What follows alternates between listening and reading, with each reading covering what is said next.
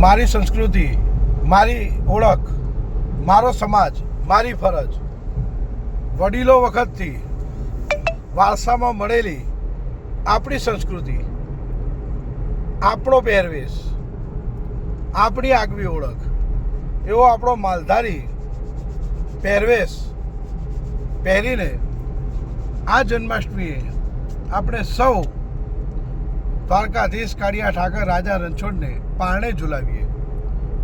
માલધારી સમાજના યુવાનોએ આ અપીલને ઉપાડી લીધી છે અને એ ઉત્સાહ દેખાય છે. ઘણા યુવાનો મને મળ્યા અને કહ્યું કે ખૂબ સારો વિચાર છે સમાજ માટે. આજના આધુનિક જમાનાની અંદર આપણે આપણી સંસ્કૃતિને ન ભૂલીએ એના માટેનો આ એક પ્રયાસ છે. અને જન્માષ્ટમી જેવો ઉત્તમ દિવસ હોય, આપણા દ્વારકાધીશ, આપણા દેવનો દિવસ હોય. મિત્રો, ભારતની અંદર તમે જોશો કે ઘણા સમાજ આજના આધુનિક સમયમાં પોતાનો પહેરવેશ ભૂલ્યા નથી.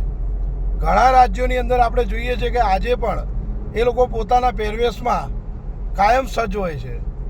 આપણા ગુજરાતની અંદર પણ ઘણા એવા સમાજ છે.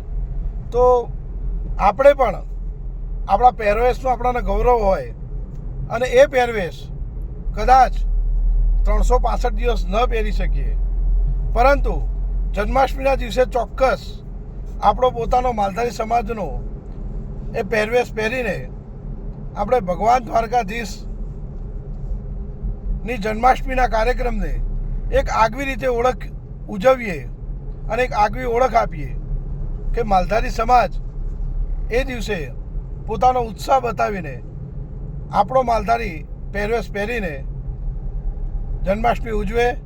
એ જ અપીલ છે. આવી અપીલ આપણે સૌ કરીએ અને આ વિડીયોને આગળ શેર કરીએ.